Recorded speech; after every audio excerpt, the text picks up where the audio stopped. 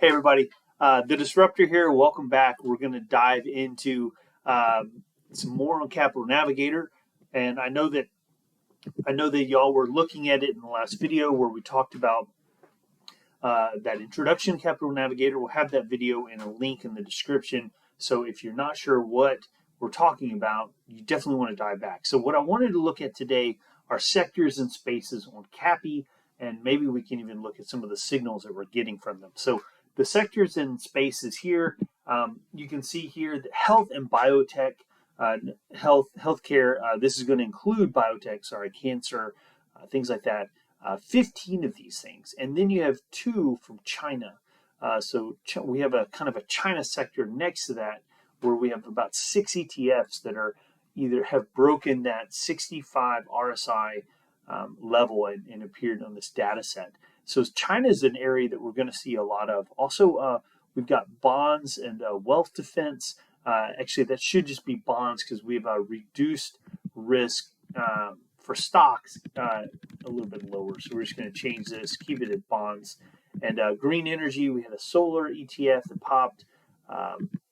We have a Palladium ETF. Now that popped on Friday. That's very interesting because, as you can see, it's a unique space here. Maybe we see a bid on industrial metals, maybe not, but the fact that Palladium made it is certainly interesting. You've got these reduced risk stocks, which are like power buffers and things like that. Basically, it's giving you access to SPY or the S&P 500, but it's also reducing a certain percentage of drawdowns. Anyway, you've got a bearish gold and gold miners, a bearish silver and silver miners, gold overpowering silver as far as the exposure here. You've got some bullish US dollar and then a short euro. So those are the different sectors and spaces that we see on here. We've seen this spreadsheet before. Spreadsheets are never very fun to look at, so we're not going to spend a whole lot of time doing that. I just wanted to make sure that you guys saw that, and here I am working while I do everything. There we go. Just wanted to freeze that while we're here. Couple sections, we've got things that have made new appearances on Capital Navigator. Those get a blue signal. We'll talk about those. We've got green. Those are things where price is above the moving average. It's 2-day moving average. We have 2 days of data, so it's a limited data set, but as we do this for more sessions, we'll have various moving averages. So these prices above the moving average, prices on top of the moving average, prices below the moving average. And if you don't know the significance of that or why we look at it, definitely you want to dive into that video, Introduction to Capital Navigator. Now, here we are over here on bar chart. I've just used my account here, clicked on watch list. That takes me to one of these screens. I can joggle around into different watch lists that I've saved using the search feature. I want to look at new CAPPY. These are the ones that made a new appearance on our Capital Navigator. I'm going to get rid of that default version that I like to use instead. This one I think is a little more in line with what some people are looking at. So we've got here a healthcare ETF. That's no surprise, right? Biotech and healthcare have been seriously working. Broke above the 200. I'd like to see it come down and retest that 200. This came down but then broke below it. I really want to see it test down and move up. And I always want confirmation. So healthcare, we got a new space. We've got a wealth defense. This one has broken out of this range right here, which is exciting. Palladium, for me, kind of the star of the show, and the reason why is because it's made a new appearance, and it's the only industrial metal that we have in here. In fact, most of the precious metals you'll see us talk about are actually bearish on those. So this one's very interesting. You've gapped up, broke the 50 and the 200-day moving averages. Really would love to see that come down and take it. We don't have much of a bullish support there in RSI. This has been oversold for a while, or definitely in a downtrend as far as RSI goes, a bearish range. So we're breaking above that. It's exciting. Can it last? You can see here, last time I did that, nice little run, really profitable. Love to see that happen. We'll see where we go.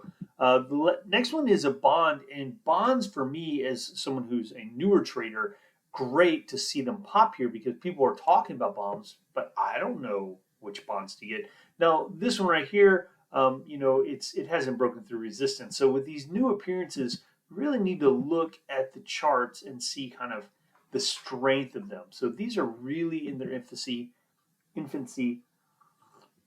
That one is the one that looks like it had the strongest breakout, so to speak. But anyway, let's look at. I want to look at the ones that were above their moving averages. And so if we go into this, and we'll do these fairly quickly. I think this one, this is the bullish 3x on BioTech. I want you to see, look at this drawdown it experienced. It was up near 180, 60. I mean, I'm just kind of pulling a number out of air there. It looks like around 100, was 161, all the way down here, to $5. So when we talk about these leveraged ETFs, you really got to realize just how much something like this can just go down and down and down. But wow, if you were on the opposite end, which is LABD, how attractive would that have been? But so here we are. We're getting up to a fib line. That's interesting to me because it could mean I did not mean to do that. Oh, that's kind of nice. But anyway, here we are, broke above the 50. Laid on it for a bit, moved higher. I like that a lot. JDST, this is a bearish gold miners. Kind of broke above an important range, found support on that ray, and then moving up. Got BioTech. We're going to see BioTech more and more, and what you'll see is pretty common here. What they're doing is they're just like here, they break above the 50, try to find support on it, and then they either hold it and move higher or don't hold it and move lower. So these are different in that this one used support and then moved higher. We'd love to see that continue, obviously. Here's a XBI, which is the spider biotech. That's a really important one. The interesting thing here is it's broken above this key support here, right? We just couldn't get below that for a while. Then we broke through it, and then it became resistance, and now we've broken above that. So that's very exciting. Good thing to catch. We've got more biotech, man. Biotech just all over the place. Using that 50 as using that 50 as support, and then moving higher. There might be a lot of overlap on these ETFs as well. All right, here's a gold. We're bearish on gold at this point. We'll see what it does there. More medical healthcare, again, using the 50 as moving averages. Biotech, again, 50 as moving average. The 50 moving average as support. Here's a cancer ETF doing the same. That pattern's just really happening a lot there. Yeah, I didn't see what that was. I'm sorry, I was looking at the price. So that's a power buffer. So that's one of those risk reduce. So they're trying to give you access to SPY without, having the big drawdown. So that's an interesting space to kind of consider. Here we've got one of these bonds. I want to drop a little line of resistance there because look at that. I really want to break above that before I start thinking this is the bond for me. But I am shopping for bonds. The growth is not very significant, but at the same time, these things are showing relative strength, and that's good. Rather make a little money than lose most of my money. More healthcare. Here's a gold, ultra short gold, hitting a key resistance level. We'll see what happens. This one's interesting. The 50 looks like you might get a golden cross for the 50-day moving average. Cross above the 200. What's the significance of that? It just means that in the short term, we're looking more bullish, than we were on that ultimate trend coming down. So that's exciting. Gives us a sense that something really is on the move there. Biotech, again, doing the same. So what we saw here is a lot of biotech, some bearish gold, a little bit of that risk off stuff, and then that bond that hasn't really broken out yet. But this is interesting because these are things that are getting buy signals on CAPPY. Now let's just go real quickly through these holds. These are things that aren't doing much of anything. We'll go back into that 200 50, 200 crossover. Now here I've got some pitchforks and trend lines that I've been drawing. I like these, but we really just want to look at how we're doing on that 50, and there we go. Found it as support, moved higher, have a higher low, moving higher. That looks very bullish, but at the same time had a little bit of a drawdown inside day there. Whether solar moves higher or not is interesting, but I love this. See, we went into that bullish range on RSI where the 40 is support, 60 is resistance, but you break the 60 and then move into a bullish range where it's 60 to 40, 60 to 40 like that. Whereas over here you've got 60 as resistance, 60 pings down, can't get up. Now we can break 40 support, and we basically have 20 to 60 in a bearish range on RSI, 40 to 60 on a bullish range on RSI. So anyway, so good stuff there. I like those. Might need to take a peek into raise a bit.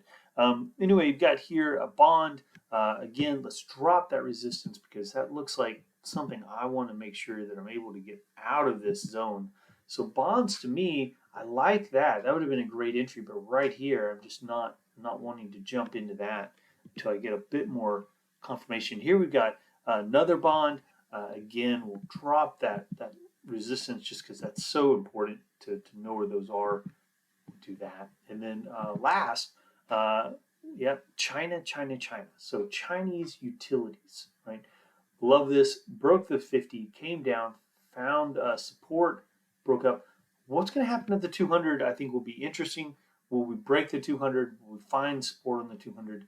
That sort of thing is interesting. China makes a lot of sense right now. Done quite well in the last few months. So anyway, those are the holds. Let's look at the things that we might not necessarily want to be exiting from CAPPY. Not that CAPPY is really giving us specific signals that we need to act on. It's just how I'm using this moving average and just experimenting with this. You got to realize I am learning from CAPPY as we go. So in no way am I telling you what to do. For one, wouldn't be appropriate. I'm just simply using that as the term that I give it for my categories. Okay. So for me, as someone who's experimenting with it and trying to test it and see if it works, does it work if I use this as a buy signal? Does it work if I use this as sell signal, hold signal? Because I don't know. I'm learning this as we go, right? So here we got some more BioTech doing that same old thing. Now again, these are ones where price dropped below the moving average. We've got some bullish dollar stuff here, clearly in an uptrend. Maybe that's the top of a peak going to move down into a trough. You've got more BioTech. I did like that one, how it broke the 200. Be interesting to see if it actually goes higher and then uses the 200 as support. Of course, we'd like to see that green above the orange. That's when the 50 crosses above the 200 in a golden cross. Here's an interesting one. Since this is shorting the euro, this could easily be a peak to a cycle, and maybe it comes down into a trough, and then you'd want it to see a higher low there. AZBL, this is one of those risk reduced. Okay, you've got Cure. This is Chinese and healthcare combined. Want to see what that does here. Here you've got another bond.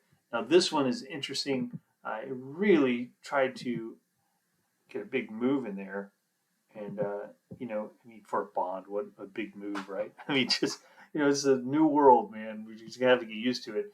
I want to get rid of that guy right there. I'm not really. Actually, no. Maybe that's a decent level that I put in before. We'll leave it just to see, because clearly we couldn't hang above it. So it seems like that might actually be value information. All right, we've got here another reduced risk ETF. China BioTech. We've got more bearish gold. This one's one that I hold. This is a silver. Bearish silver. I'd really like to see that pink line hold there that I've got. I like that it's got the golden cross there. The 50 is above the 200. It used the 200 as support and moved higher. To me, there's a lot there that this could go further, but who knows? Maybe it's going to come in for a trough. USDU, US dollar one here, right? Looks like that's a fairly significant. You know, you got cycle. I mean, the rhythm of that kind of works if that wants to pull back.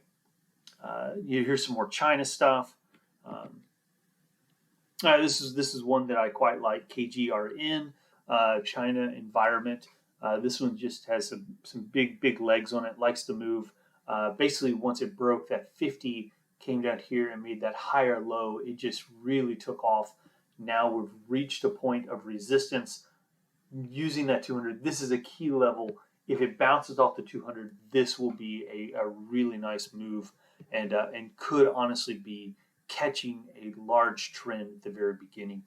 See how, you know, when it goes into this above 60, right? Because here it was we weren't really sure what to do. What it did is it was in a bearish range on RSI, came up, it did use the 60 as resistance, but it came down and made a higher low. This is a nice way to look for reversals when things have not made a bullish range on the RSI, but you think it's likely. Look for it to come down.